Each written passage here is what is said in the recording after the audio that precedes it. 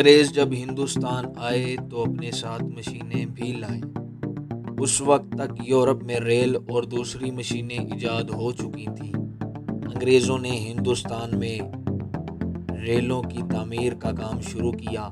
برِ صغیر پاک و ہند میں ریل کی پہلی لائن بمبئی سے تھانے تک پہنچائی گئی۔ اس کے بعد مختلف حصوں میں پٹریاں بچھائی جانے لگیں۔ پہاڑی علاقوں میں پٹریوں کا بچھانا ایک بے حد مشکل کام تھا۔ انجینئروں نے پہاڑوں میں سرنگیں کھود کر لائنوں کو گزارا۔ ہمارے ہاں کوئٹہ لائن اس کی ایک شاندار مثال ہے۔ پونا اور بمبئی کے درمیان بھی بڑے بلند پہاڑ ہیں۔ انگریز انجینئر ملک کے اور حصوں کو بمبئی سے ملانے کے لیے ان پہاڑوں میں سے لائن گزارنا چاہتے تھے۔ انہوں نے ان پہاڑوں میں لائن کے لیے راستہ تلاش کرنے کا کام شروع کیا۔ کئی جگہ سرنگیں کھودنے کا فیصلہ ہوا۔ ان پہاڑوں میں ایک جگہ ایسی بھی آئی کہ انجینئروں کی سمجھ میں نہیں آ رہا تھا کہ لائن کو کس طرح آگے بڑھائیں۔ ریلوے کا بڑا انجینئر پہاڑی کے دامن میں بیٹھا یہی سوچ رہا تھا کہ اتنے میں ایک چرواہا اپنی بکریاں لے کر ادھر آ گیا۔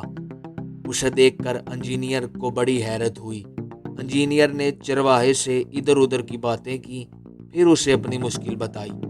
چرواہے نے انجینئر سے کہا کہ وہ پریشان نہ ہو، اور پھر اس نے ایک اونچی جگہ کھڑے ہو کر انجینئر کو لائن بچھانے کا راستہ سمجھایا۔ انجینئر اس کے مشورے سے بہت خوش ہوا۔ اس کے ہفتوں کی پریشانی دور ہو گئی تھی۔ آخر کار یہ لائن اسی چرواہے کے مشورے کے مطابق بمبئی تک پہنچ گئی۔ انجینئر نے ریلوے کے بڑے افسروں سے کہا کہ آئندہ ٹرینیں جب بھی اس مقام سے گزریں تھوڑی دیر رک کر چرواہے کی یاد میں سیٹی بجائیں۔ اس کی یہ بات مان لی گئی۔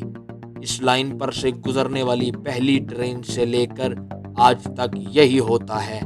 بجلی کی تیز رفتار ٹرینیں یہاں ایک سیکنڈ رک کر سیٹی بجاتی ہیں اور اگلی منزل کی طرف چل پڑتی ہیں۔ یہ سیٹی گویا اس چرواہے کے احسان کی یاد میں بجائی جاتی ہے۔ تو دوستو، اس سے یہ بھی ثابت ہوا کہ مشورہ مفید ہوتا ہے۔ بعض اوقات معمولی آدمی بھی لاکھ روپے کی بات کر جاتا ہے، اور یقیناً احسان کا بدلہ احسان ہی ہوتا ہے۔